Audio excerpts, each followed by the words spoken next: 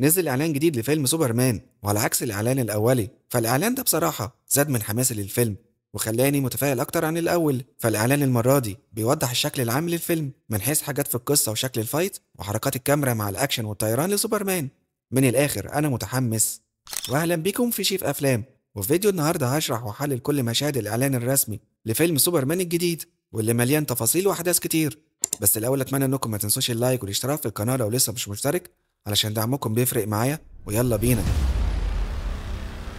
أول مشهد بنشوف فيه مدينة متروبوليس وبرج لوسر واضح هنا، وفي عربية بتتحرك هنا شكلها من بتوع الصحافة بس رايحة على فين مش واضح. وبعدها بنشوف لويس وكلارك في الشقة مع بعض، وكلارك بيطلب من لويس إنها تعمل معاه انترفيو كسوبرمان. والمفاجأة من المشهد ده إننا بنفهم إن لويس لين عارفة إن كلارك كينت هو سوبرمان، وده ممكن يكون طبيعي بما إنهم شغالين مع بعض وبقالهم فترة، لأن معروف إن لويس لين شخصية ذكية ومع إعجابهم ببعض يا كلارك هيقولها إنه سوبرمان أو هي بطريقة ما قدرت تكتشف ده. لو لاحظت معايا بنشوف صورة ورا كلارك باسم لويس، وحاسس من شكلها إنها مكتوبة على السحاب، وطبعا اللي أكيد هيكون كتبها هو سوبرمان. بعدين بنشوف لويس وهي بتشغل الجهاز اللي هتسجل منه واللي عليه لوجو باسم لورد تيك، وده نسبة لشخصية ماكسويل لورد اللي هيكون هو السبونسر أو الراعي للسوبر هيرو في الفيلم، واللي احنا عارفين إنه من تمثيل شون جان أخو جيمس جان مخرج الفيلم. وشفنا أول ظهور فعلا لماكسويل لورد في إعلان مسلسل بيس ميكر الموسم الثاني بتاع جون سينا. ويبتدي الانترفيو وكلارك يقول لها يلا بينا كرونكايت، ده اسم صحفي مشهور جدا بالثقة والنزاهة في فترة الستينات لحد الثمانينات. والانترفيو بين لويس وكلارك بيكون عن حرب برافيا اللي بنعرف ان سوبرمان اتدخل عشان يوقفها. وفي حاجة جامدة هنا عجبتني، لو لاحظت معايا كلارك كان بيتكلم بأسلوب بسيط على طريقة كلارك كينت، بس أول ما لويس ابتدت تسأله كلارك غير نبرة صوته وطريقة كلامه عشان يكون سوبرمان، والحتة دي عجبتني. Let's do it, Cronkite. Superman. Miss Lane. فواضح ان الممثل ديفيد كرونسويت هيأدي في الدور. بعدين لويس تقول لكلارك ان وزير الدفاع هيبص على تصرفاتك الاخيره، وسوبرمان ونبرته المتغيره يقول لها ده انا وقفت حرب. بعدين لويس بتقول له انت خدت راي الرئيس الاول، ولما يقول لها لا فهي تقول له انت مفترض بتمثل امريكا، فهو يرد يقول لها انا مش بمثل حد، انا بمثل نفسي. وبيقول الكلام ده بغضب او عصبيه، وفي ناس ممكن تشوف ان سوبرمان مفترض مش من النوع اللي ممكن يغضب في كلامه بالشكل ده، بس هو هنا غضبه جاي من احباطه لانه بيعمل الخير والمصلحه العامه. لكن في ناس بتلومه علشان وقف حرب وانقذ ناس ودخل نفسه في حوارات السياسه. كمان واضح من الإعلان إن أي حاجة سوبرمان هيعملها ليكس لوثر هيستغلها ويقلبها ضده ويقلب الناس والحكومة عليه. وطبعا من مشهد الانترفيو واضح إن راشل بروسنان هتكون جامدة جدا في دور لويس لين، فأنا حبيتها خلاص. بعدين بنشوف مشهد في الشارع وواضح إن في مباني متدمرة، ممكن دي تكون مركبة خاصة بسوبرمان أو كريبتون بشكل عام، أو تكون تابعة لريك فلاج والفريق اللي معاه مش هتخرج عن دول. وبنشوف بعدها المشهد الشهير اللي الناس فيه مش طايقة سوبرمان في الشارع وحد بيحدفه بكنز، وكان في الإعلان الأولي عين سوبرمان رمشت كده بعد الخبطة، بس عدلوها هنا في الإعلان علشان ناس كتير علقت عليها في الأول، وجيمس جان افتكر مش هناخد بالنا لما عدلها، بس احنا واخدين بالنا من كل حاجة. بعد كده بنشوف إن سوبرمان بيحارب وحش كايجو، واعتقادي إن وحش كايجو العملاق ده ممكن يكون أصله من كريبتون، لأن من قصص الكوميك كان في حاجة بتسمى حديقة كريبتون، ودي بيكون فيها حيوانات أو وحوش من كوكب كريبتون، وبتكون محفوظة في قلعة سوبرمان. وغالبا لما ليكس لوثر قدر يدخل قلعة سوبرمان سرق التكنولوجيا وخرج منها الوحش الكايجو اللي بنشوف سوبرمان بيحاربه، وبعدها ليكس هيعلن ان الوحش ده موجود بسبب سوبرمان.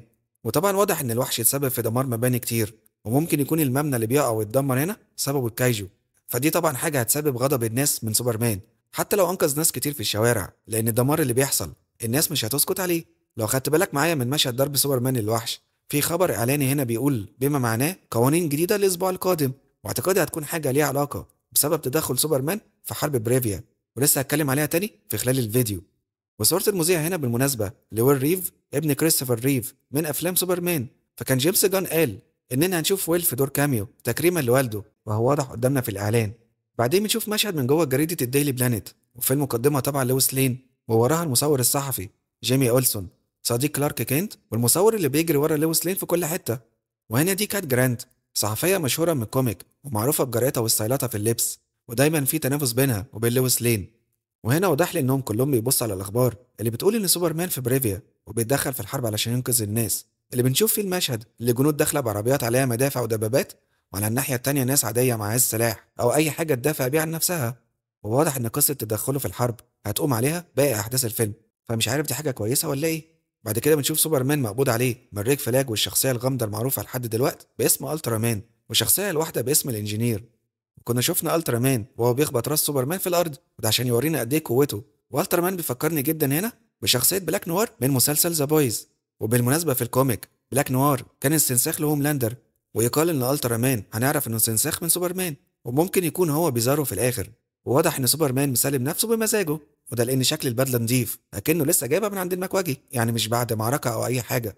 والمشهد ده فكرني بفيلم مان اوف ستيل لما سوبرمان هنري كافيل سمح للجيش انه يقبض عليه. كمان بنشوف في المشهد ريك فلاك سونيور او الاب اللي من تمثيل فرانك جريلو، والمفترض انه بيدير منظمه ارجوس في احداث الفيلم، وهو والد ريك فلاج الابن اللي اتقتل بسبب بيس ميكر في فيلم سوسايد سكواد، وهنشوفه كمان في احداث الموسم الثاني من المسلسل. وعندنا كمان شخصيه باسم الانجينير، ودي عندها قدرات نانو تكنولوجي اللي بتخلي جسمها كله عباره عن سلاح خطير، وبتقدر تصنع منه اشكال اسلحه مختلفه على حسب الموقف. حاجه كده تفكرنا بالشخصيه اللي كانت موجوده في فيلم الترمينيتور الجزء الثاني، وهي في الكوميك كانت واخده الشكل السيلفر او الفضي، بس غالبا جيمس جان ما حبش يعملها كده علشان عارف ان فيلم فانتاستيك فور نازل في نفس الوقت، وممكن الناس تشبهها بشخصيه سيلفر سيرفر، فقال يريح دماغه ويخليها لابسه بدله سودا. بس انا من رايي كنت احب اشوفها زي الكوميك، وهي هنا شغاله مع الحكومه وليكس لوثر. بس اعتقادي انها ممكن على نهايه الفيلم يتغير موقفها وتكون في جانب سوبرمان، لان شخصيتها مش شريره قوي، وفي الاصل هي عالمه وهتكون من ضمن فريق اسمه ذا اثوريتي. بعدين بنشوف مشاهد الانقاذ اللي احنا بنحبها بتاعه سوبرمان، ويمكن دي حاجه كنا مفتقدين نشوفها قبل كده، لان سوبرمان مش مجرد بطل خارق بينقذ العالم من اي كوارث كبيره بتحصل، لا هو شخصيه محبه لكل الناس ويحب يساعد وينقذ الصغير قبل الكبير، زي ما بنشوفه هنا بينقذ البت الصغيره ويحميها بجسمه، او زي ما بنشوفه هنا وهو بينقذ واحده قبل ما وحش الكايجي يدوس عليها. بعدين بنشوف سوبرمان وهو بيحارب حد هيتقال ان اسمه هامر اوف برافيا، وزي ما انتم شايفين عنده هيت فيجن زي سوبرمان، وبيدمر في مبنى عليه لوجو ماكسويل لورد، وهو بيهاجم متروبوليس لان ده عقاب تدخل سوبرمان في الحرب، فوجوده زي رد فعل. وزي ما قلت ده بالنسبه لي واضح ان كله من تخطيط ليكس لوثر علشان يظهر سوبرمان بالشخص السيء قدام الناس والعالم، وواضح ان في زي اكتر من درون حوالين الشخصيه، واعتقادي انها خاصه بليكس لوثر علشان تصور كل اللي بيحصل في المعركه وتنقله للناس. كمان شكل الشخصيه قريب من شكل البدله اللي احنا عارفينها بتاعت ليكس لوثر وشفناها كتير في الكوميك وافلام الانيميشن، بس مش واضح اذا كان ليكس جواها او ممكن يكون الترا مان. بعد كده بنشوف مشهد لسوبرمان وهو غالبا بيوجه كلامه هنا لشخصيه هامر اوف بريفيا، لانه زي بيقول له بص لي هنا وهو بيطير لفوق، وشكل زوايا حركه الكاميرا عجبني وهو بيطير.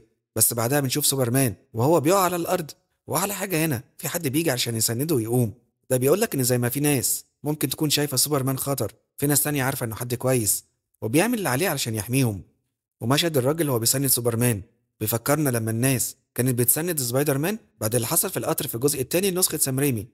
بعد كده بنشوف ليكس لوثر وهو زي مبتسم، وغالبا ده هيكون بعد ما اتقبض على سوبرمان. وفي اغلب مشاهد الاعلان بنشوف ليكس يا مبسوط يا متضايق، وفي الحالتين سوبرمان السبب، فكل ما يكون كسبان او متقدم على سوبرمان هيكون مبسوط، ولما الناس تسقف لسوبرمان هيكون متضايق ومتعصب زي ما احنا شايفين هنا. بعد كده بنشوف قلعه سوبرمان وليكس لوثر ومع الانجينير والترا مان بيدخلوها، ولو لاحظت في حد معاهم هنا، ودي بقى شخصيه ايف مساعده ليكس لوثر، وبيقال انها ساعات حبيبته ودايما بياخدها معاه في كل حته. وزي ما شفنا قبل كده في افلام سوبرمان القديمه ليكس لوثر وايف في قلعه سوبرمان بنشوفهم مع بعض هنا. كمان اللي بتصور نفسها وتاخد سيلفي وقت الفايت بين سوبرمان والهامر هي ايف، بس ده كمان يعرفنا ان ليكس لوثر كان مرتب للفايت ده كويس. بعدين بنشوف الانجينير بتهاجم روبوتات سوبرمان وتقتل فيهم، واللي كنا شفنا ليهم مشهد وهم بيساعدوا على شفاء سوبرمان باشعه الشمس، وده اعتقادي هيكون بعد معركته مع الهامر، عشان ما اعتقدش ان وحش الكايجو يكون السبب في ان سوبرمان يجيب دم ويبقى جسمه مكسر بالشكل ده. ولو بتسأل ازاي ليكس واللي معاه دخلوا اصلا القلعه، هقول لك غالبا السبب الترا مان، علشان لو هو استنساخ من سوبرمان زي ما قلت فهو هيقدر يفتحها لانه بيشارك الدي ان ايه لسوبرمان. وهنا بنشوف كريبتو وهو بيهاجم الانجينير وكمان زي جرحها، بس هي عادي بشرتها ترجع زي الاول. بعدين بقى بنشوف شويه مشاهد مؤثره اللي فيها عم كنت بيقول لكلارك ان اختياراتك وافعالك هي اللي هتثبت انت مين، مع حضن بينهم، كمان مع مشهد فلاش باك لكلارك وهو صغير. وكمان بعد كده بنشوف مارسا كنت الام التقليديه الطيبه اللي بتقول لابنها انا نضفت حذائك وهجيبهولك، وغالبا المشهد ده لما وحش الكايجو ظهر وهو كان معاهم ودلوقتي هيروح يحاربه. وبصراحه عجبني ان اشوف عيله كلارك في الفيلم بالشكل ده، اللي هم ناس شكلهم عاديه وطيبه، ما جابوش ممثلين مشهورين للدور زي قبل كده، لا دول ناس عاديه باين عليهم الطيبه، لان دي الحاجه اللي هتاثر في شخصيه سوبرمان وتخليه حد يحب يساعد كل الناس بدون ما يتغر او يتكبر على حد بسبب قوته. بعدين بنشوف واحد من الشخصيات اللي انا متحمس ليها جدا وهو مستر تريفيك، وده حد عبقري جدا ملقب بتالت اذكى واحد في عالم دي سي بعد ليكس لوثر وبروس وين، وهو مليونير ومخترع وعبقري، واخترع حاجه بيسميها التي سفيرز أو الكور الطايرة اللي بيقدر يستخدمها في أي حاجة، لهجوم أو طيران. زي ما بنشوف هنا هو بيهاجم أشخاص واضح من البدل بتاعتهم إنهم تابعين للإكس لوثر. وكمان في الدفاع زي ما عمل شيلد أو درع حواليه عشان يحمي معاه لويس لين. بعد كده بنشوف مشهد غريب شوية، لأن فيه بنشوف سوبرمان محبوس في مكان ومعاه شخصية ميتامورفو. وميتامورفو ده حد يقدر يتحول لأي شكل أو مادة، مش يحس بالألم أو يكبر في السن. وهو هنا واضح إنه بيعمل بإيده كريبتونايت، الشعاع اللي بيضعف سوبرمان. وعلشان كده بنشوف الجنود بتقدر تضربه. لو تلاحظ في واحدة قاعدة هنا بتتفرج، مش عارف دي إيف ولا حد تاني، والناحية التانية في حد كمان واقف بيتفرج. ولو بتسأل إيه المكان ده، فده سجن أكيد خاص باللي عندهم قدرات خارقة. ممكن يكون زي سجن الفانتوم زون اللي شفنا فيه قبل كده جنرال زول بيتحبس فيه، أو ممكن يكون حاجة تانية بتسمى البوكيت دايمنشن، وده زي بعد مختلف ممكن يحولوه لسجن. يا إما ده ممكن سجن تابع لأرجوس زي ما شفنا في فيلم بلاك آدم، بس الأقرب إنه يا بوكيت دايمنشن يا فانتوم زون، يا حاجة بين الاتنين، لأن تحس المكان في الفضاء. بعد كده بنشوف لويس مع مستر ترافيك في المكان ده، واعتقد على الجزء ده هيكون مستر ترافيك انفصل عن عصابة الجاستس، لأنه هنا أكيد بيساعد لويس علشان يلاقوا يهربوا سوبرمان. واحنا بنشوف هنا سوبرمان بيهرب بالفعل، والسبب هيكون ميتامورف اللي واضح انه استخدم قوته علشان يعمل حاجة زي أشعة الشمس اللي تقدر ترجع طاقة سوبرمان ويقدر يهرب. بس بنشوف بعدها وهو بيهرب إن في حد بيضرب عليه أشعة الليزر، وده أكيد شخصية هامر. أو ممكن يكون على ما نوصل للمشهد ده نعرف إن هو بيظهره بشكل رسمي. وبالمناسبة في حاجة ملاحظة وقلقاني شوية، في أطوال الإعلان بنشوف بيتدرب على سوبرمان أشعة الليزر، بس ولا مرة شفنا عين سوبرمان بتنور وهو بيضرب أشعته. فأتمنى إن لعله خير عشان لما شفت دي في الفيلم هتضايق. بعدين بنشوف سوبرمان على السرير وحواليه أبوه وأمه ولويس لين، واعتقادي إن المشهد ده بعد ما هرب من المكان اللي كان محبوس فيه، لأن لو دققت شوية هتلاقي عروقه مش طبيعية، فغالبا دي زي آثار سم، ولو سم يبقى بسبب تعرضه للكريبتونايت وعلشان كده محتاج يرتاح. بعدين بنشوف سوبرمان وسط دخان، وده غالبا بعد انهيار المبنى هنا. بعدين بنشوف الجاستس جانج اللي قلنا بسبب الزي بتاعهم انهم برعايه ماكسويل لورد، واللي فيه جاي جاردنر اسوأ شخصيه في عالم الجرين لانترن، واللي حتى بنشوفه هنا بيطير الناس بكل غرور. ودي طبعا هوك جيرل اللي من تمثيل ايزابيلا ميرسيد، اللي كل ما نشوف فيلم او مسلسل حاليا بنلاقيها فيه. وبصراحه من اللي شفته منها في اعلان مسلسل بيس ميكر يخليني مش حاسسها في الدور، لان شخصيه هوك جيرل شخصيه قياديه مش مغروره او تحسها طفله زي هنا.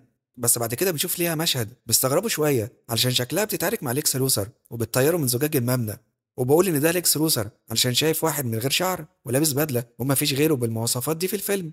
بعد كده بنشوف مشهد سريع لجيمي اولسون وهو بيهزر مع كلارك، وهنا في لعبه لسوبرمان وده قفاز وكوره بتوع رياضه البيسبول، وده واضح انه مكتب جيمي، وفي صوره لسوبرمان هنا وصوره تانية شكلها مع عيلته او اصحابه.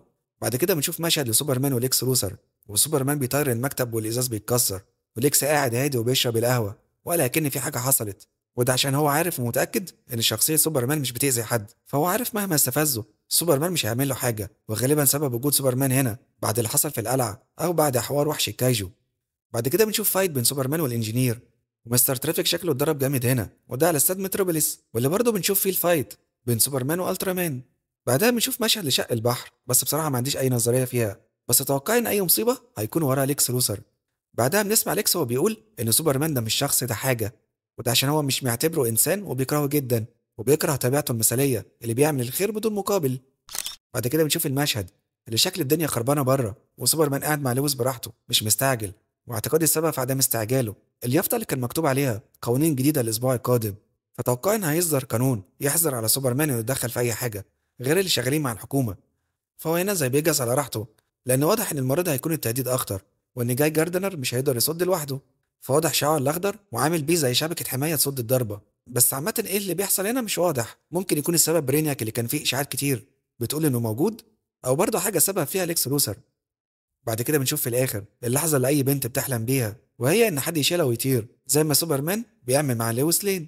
بعدين بنشوف مشهد ان لويس مستغربه ان كلارك عنده كلب، واللي بنشوفهم سوا على السرير في اوضته، وعلى الجنب هنا واضح انها شهادات وميداليات من المدرسه والكليه. ودي بكده نهايه الاعلان، وبقول لكم بقيت متحمس ليه اكتر، بس عندي قلق من شويه حاجات. فانا شايف ان في شخصيات كتير جوه الفيلم، فيا ترى وقت الفيلم هيساعد ان القصه تمشي بسلاسه، ولا هنحس الاحداث بتجري بسرعه وفي كروته؟ فهنستنى ونشوف. وبس كده، ده هتكون نهايه شرح وتحليلي لكل مشاهد اعلان فيلم سوبرمان الجديد، واللي اعتقد اني غطيت فيه كل حاجه وعرفت كل حاجه عن القصه والشخصيات. وطبعا هستنى اعرف رايكم في التعليقات، وعايز اعرف رايكم ايه في الاعلان، وهل خلاكم متحمسين اكتر للفيلم ولا ايه؟ وتتوقعوا مين هيكسب في الايرادات، سوبرمان ولا فانتاستيك فور؟ بما ان الاتنين نازلين في شهر واحد. وفي الاخر اتمنى انكم ما تنسوش اللايك والاشتراك في القناه لو لسه مش مشترك، وتفعلوا جرس التنبيهات، وفولو صفحات شيف افلام على تيك توك وانستجرام علشان يوصل لكم كل جديد. سلام.